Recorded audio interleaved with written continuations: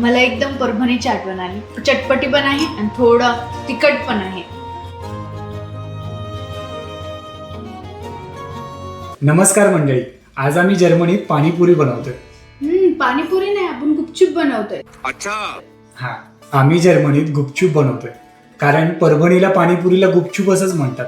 चला वेळ न घालवताय पाणीपुरी कशी बनवायची नेहा तुम्हाला सांगेल. गुपचूपच्या पुरी बनवण्यासाठी मी काही साहित्य घेतले. तर त्यामध्ये मी 3 चम्मच रवा घेतलेला आहे आपला बारीक, आणि ते आता मी गरम पाण्यामध्ये सोक करायला ठेवते.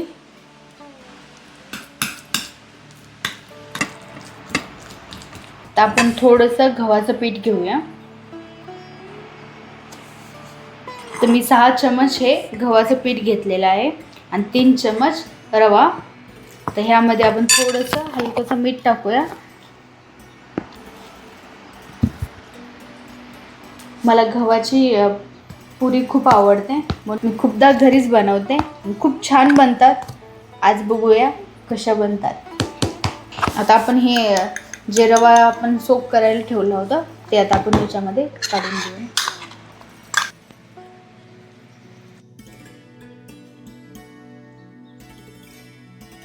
छान पीठ असं मळायचं, कारण की छान मळल्याने पुरी आपली छान प्रकारे फुगल्या जाते आणि जे आपण रवा टाकलाय ना ते पण छान प्रकारे सॉफ्ट होऊन जातं आणि एकदम घट्ट. जसं आता हे पीठ मी मळते ना असंच तुम्ही मळायचं. 20 ते 30 मिनिटासाठी आपण ह्याला रेस्टला ठेव. तर मी हे थोडा ओला कपडा घेतलेला आहे, ते आपण याच्यावर असा ठेवून घेऊया. आता हे आपण पीठ मळून साईडला ठेवूया. तोपर्यंत मी गार्डनमधून कोथिंबीर आणि थोडासा पुदिना आणि आपल्या गार्डनमधल्या हिरव्या मिरच्या घेऊन येऊया. आज थोडंसं ढगाळ वातावरण आहे आणि थोडेसे पावसाचे थेंब पण पडत आहेत. पाऊस यायच्या आधी आपण फटाफट आपलं साहित्य घेऊया, म्हणजेच कोथिंबीर, मिरची आणि पुदिना.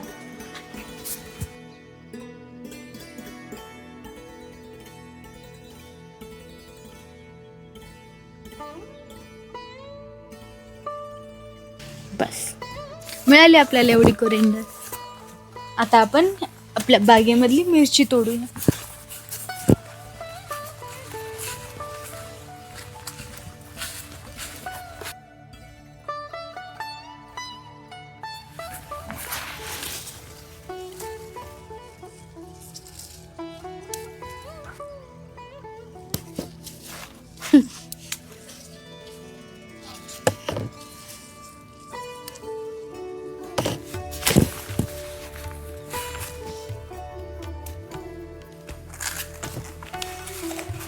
आता आपण पुदिना तोडू.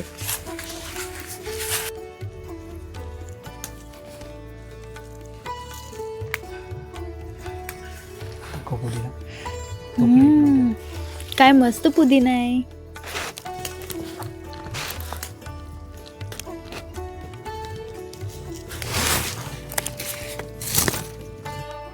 हे बघा, आपण पुदिना, कोथिंबीर आणि काही मिरच्या घेतलेल्या आहेत. इथे जर्मनीमध्ये आल्यापासून नेहाने बऱ्याच वेळेस इथे पाणीपुरी बनवली, पण त्यावेळेस आमचं यूट्यूब चॅनल नव्हतं म्हणून आम्ही कधी व्हिडिओ बनवलाच नाही. पण आज आम्ही हे परभणीचे गुपचूप म्हणजेच पाणीपुरीची रेसिपी आज तुमच्यासोबत शेअर करतोय. तर नेहा काय काय घेतलं तू सांग. 1 चम्मच मी बडीशोप घेतली, 1 चम्मच जिरे घेतलेत आणि 1 चम्मच धने घेतलेले आहेत. हे सर्व आपण आता हलकं पॅनमध्ये फ्राय करून घेऊया. हे मसाला आपल्याला तिखट पाण्यासाठी हवा आहे, तर मग आता चला आपण ही फ्राय करूया. गुपचूपला फक्त परभणीमध्ये एकच पाणी वापरलं जातं, म्हणजे ते तिखट पाणी. तर त्यासाठी मी काही हे मसाला आपण भाजून घेतलेला आहे. धने, जिरे आणि बडीशोप, आणि काही ह्या जर्मन मिरच्या असल्यामुळे जास्त तिखट लागत नाहीत, म्हणून मी आपल्या ज्या इंडियन मार्केटमध्ये आम्हाला मिळतात त्या मी ह्या 2 मिरच्या घेतलेल्या आहेत. पण पुढच्या वेळेस जेव्हा आपण भारतात जाऊ ना तेव्हा हे तिखट मिरचीचं बिया आपण घेऊन येऊ, म्हणजे तिखट मिरच्याचे रोप आपल्याला लावता येतील. तर मी ह्या 2 मिरच्या घेतल्यात आणि आपण पुदिना, त्यानंतर कोथिंबीर, काही अद्रकचे तुकडे आणि एक अर्ध लिंबू. तर आता आपण हे साहित्य सगळं मिक्सरमध्ये टाकून घेऊया.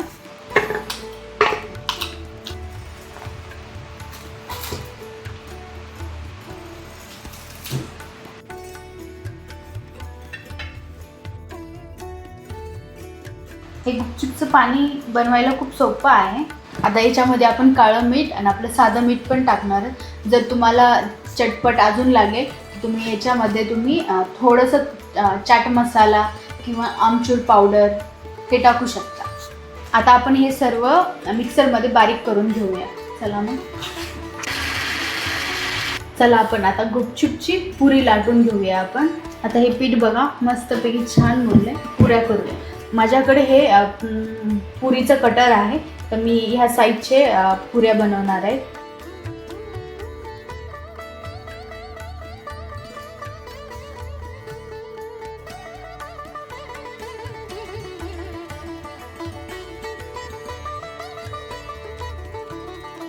ही मोठी पोळी पूर्ण एका आकारानेच लाटायची, म्हणजे आपल्या पुऱ्या छोट्या मोठ्या नाही होणार.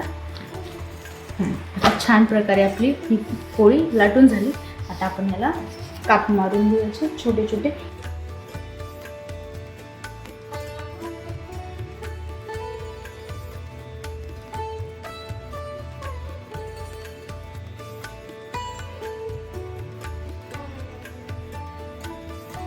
अशा फायनली नेहाने पुऱ्या तयार केल्यात. आता थोड्या वेळानंतर याला तळणार आहे ना, 15-20 मिनिटानंतर. म्हणजे 15-20 मिनिटानंतर रेस्ट अजून देणार आपण छान प्रकारे.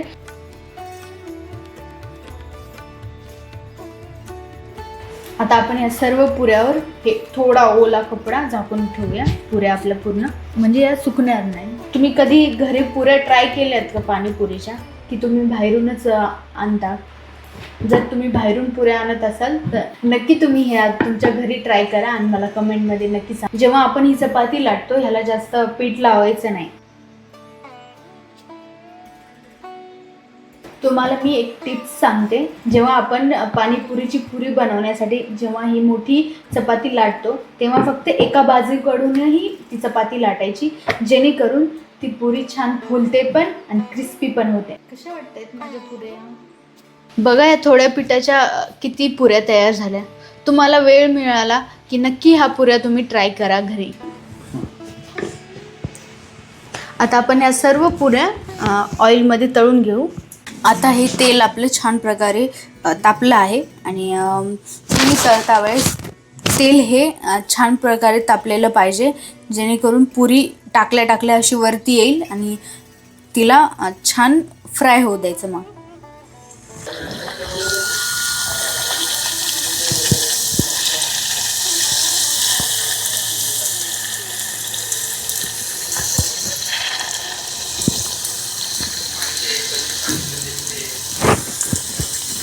पहा या पुऱ्या कशा फुगतायत.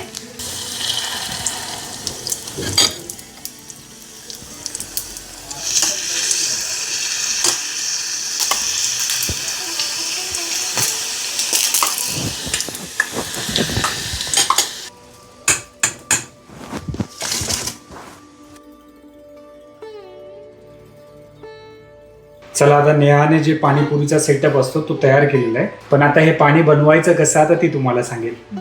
तर मी हे थोडा गूळ टाकून ह्याचं पाणी बनवून घेतलेलं आहे आणि हे चिंच थोडी भिजवून ठेवली होती त्याचं पाणी, आणि हे आपलं कोथिंबीर पुदिना हिरव्या मिरचीचं पाणी आहे त्या पूर्ण ह्याचं. आता हे सर्व तिन्ही पाणी आपण याच्यामध्ये मिक्स करणार आहोत. याच्यामध्ये मी काही बर्फ घेतलेला आहे, म्हणजे हा बर्फ पाणी थोडंसं थंड राहण्यासाठी. कारण की परभणीचं पाणी ज्यामध्ये बर्फ असतो, कारण की तो पाणी थोडं थंडच असतं. म्हणजे थंड असल्याने थोडंसं छान फील होतं ना खाताने.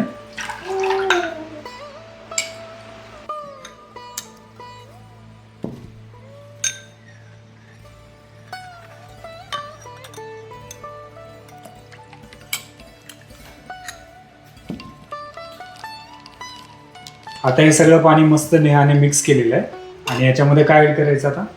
हे आहे काळं मीठ आणि चाट मसाला आणि हे आपलं साधं मीठ घेतलेलं आहे. तर आता हे सर्व आपण टेस्टनुसार टाकून घेऊ थोडं थोडं.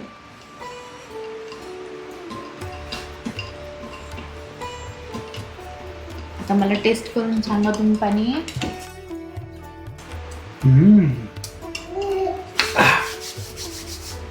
खूप छान झालं, असं चटपट पाणी आहे. पण याच्यामध्ये थोडंसं काळं मीठ टाकायला पाहिजे.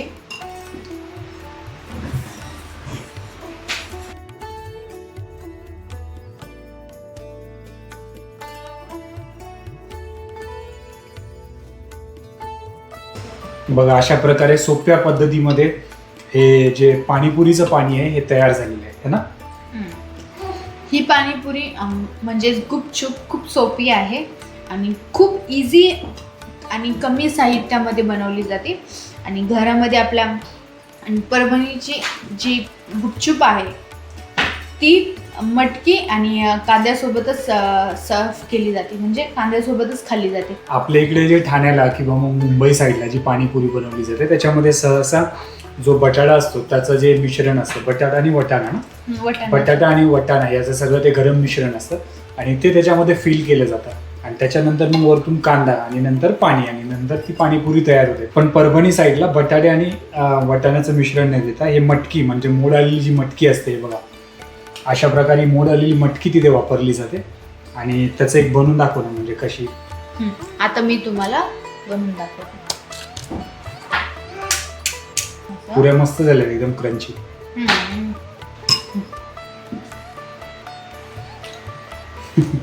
चला, नेहाने ही पहिली पाणीपुरी मला टेस्ट करायला दिली. आता मी लगेच खाऊन सांगतो की पाणीपुरी नेमकी झाली कशी.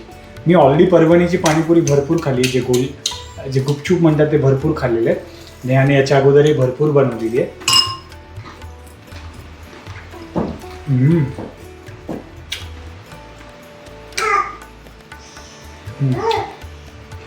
छान झाली. तू आता खा.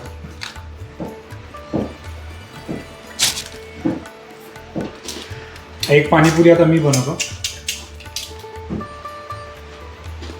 मी याच्यामध्ये थोडीशी मटकी, त्याच्यानंतर थोडासा परभणीची आठवण आली. थांब ना, मला सांगू दे आधी. आय नीड टू पण कंप्लीट. मी खाल्लं ना म्हणून बरं, मला सांगायचं होतं.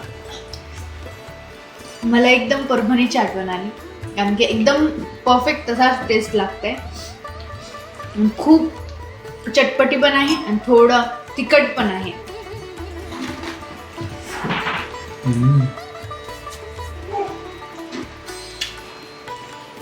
ही पाणीपुरी इतकी छान झाली की मला परभणीची आठवण आली. परभणीला मी जेव्हा होतो त्यावेळेस म्हणजे 2015ची वेळ आहे. त्यावेळेस पाणीपुरीचा रेट होता 10 रुपयाला 8 पाणीपुरी होत्या. नंतर काही वर्षांनी 10 रुपयाला 6 पाणीपुरी झाल्या आणि आता मला वाटतं की 10 रुपयाची ती प्लेट आता 20 रुपयाला झाली असेल आणि कदाचित 20 रुपयामध्ये 6 किंवा 7 पाणीपुरी येत असतील. पण खरंच आजची पाणीपुरी खाऊन खूप मजा आली. मला तर खूप छान वाटली. मला पण खूप छान वाटलं. मुळामध्ये पाणीपुरीमध्ये सगळ्यात महत्त्वाचं असतं हे पाणी. हे पाणी बनवताना सगळ्या गोष्टी व्यवस्थित त्या प्रमाणात जर टाकल्या तर पाण्याची चव आणि त्याचा स्वाद आणखीन जास्त येतो. आणि हे पाणी अगदी तसंच झालं आहे, खूप चटपटी पाणी झालं आहे आणि खूप छान वाटतं आहे. मी कमीत कमी 15-20 तरी पाणीपुरी खाऊ शकतो आता. तू किती खाशील? मी तर पूर्ण संपवून टाकेल. नेहाला पाणीपुरी भरपूर आवडते. चला, हा नेहाने बनवलेला पाणीपुरीचा व्हिडिओ तुम्हाला कसा वाटला आम्हाला कमेंटमध्ये नक्की सांगा. आणि जर का तुम्हाला हा व्हिडिओ आवडला असेल तर आमच्या चॅनलला लाईक आणि सबस्क्राईब करायला मात्र विसरू नका. पुन्हा भेटूया अशाच एका सुंदर व्हिडिओमध्ये.